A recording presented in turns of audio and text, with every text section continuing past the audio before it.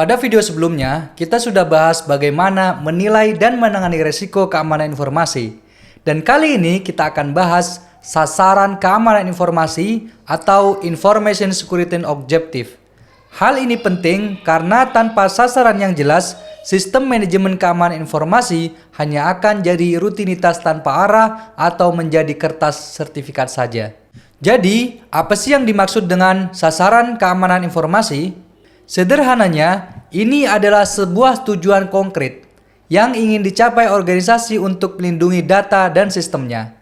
Kalau kebijakan keamanan informasi adalah niat dan komitmen, maka sasaran informasi adalah target nyata yang bisa diukur.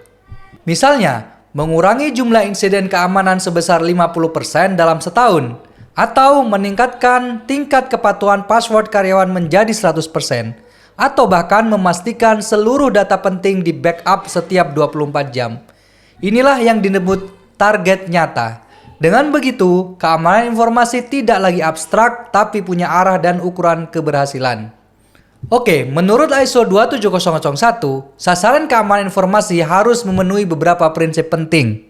Yang pertama, harus konsisten dengan kebijakan keamanan informasi. Artinya, sasaran harus sejalan dengan visi besar keamanan organisasi, bukan jalan sendiri-sendiri. Yang kedua, sasaran harus dapat diukur. Karena kalau tidak bisa diukur, kita tidak tahu apakah sudah berhasil atau belum. Yang ketiga, berdasarkan hasil asesmen dan penanganan risiko. Jadi, setiap sasaran harus punya alasan yang logis, muncul dari risiko yang nyata yang sudah dianalisis sebelumnya. Terakhir, yang keempat, dapat dimonitor, dikomunikasikan, dan diperbaharui.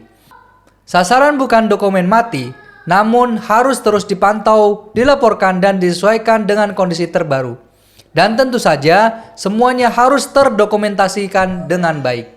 Supaya lebih mudah, bayangkan perusahaan kamu baru saja mengalami phishing attack. Dari hasil asesmen risiko, diketahui bahwa kurangnya kesadaran karyawan adalah akar masalahnya. Maka salah satu target sasaran keamanan informasi bisa jadi yang pertama, meningkatkan kesadaran keamanan siber melalui pelatihan wajib triwulan untuk seluruh karyawan. Targetnya jelas, ini bisa diukur, misalnya 100% karyawan wajib ikut pelatihan dan hasilnya bisa dipantau setiap 3 bulan. Nah, inilah contoh sasaran yang baik, yaitu sasaran yang diukur dengan spesifik, relevan, dan realistis. Namun, menetapkan sasaran saja tidak cukup. ISO 27001 meminta kita untuk merencanakan bagaimana cara mencapainya. Artinya, setiap sasaran harus punya rencana aksi yang jelas.